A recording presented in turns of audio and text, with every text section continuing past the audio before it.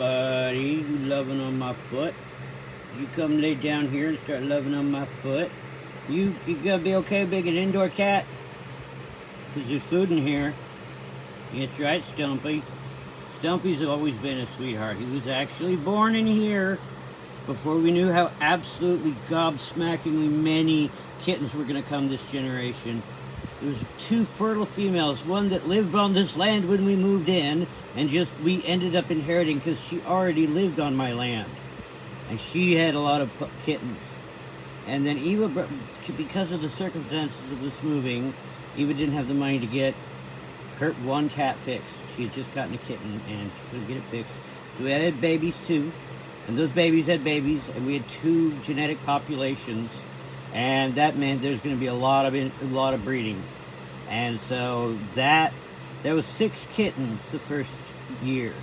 And then the next year, each one of those 6 kittens, because those 6 kittens were all girls, they all had babies. And that was like 40, 50 cats. And then those babies had babies, and those babies had babies. It got out of control really quick before we could get in a better financial situation in order to do anything about this explosion. You know, some of them aren't going to make it. I mean, there's just so many out there. But I chose, I could take care of one more. One more. I'm not doing this for views. The existing animals get plenty of views. This is because I've known this guy. This guy was like early batch of this year's kittens. So he was born actually in the RV, which gave him a better chance of survival, but you know, it's the starving times out there for them. So, but this one's always been real charismatic and just sweet to me, even though I don't give him nothing. So I brought him in here and I've been stuffing him full of wet food because he needs to eat.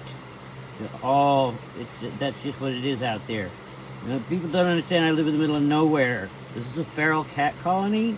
I can't exactly take care of it because it's not even restricted to my land.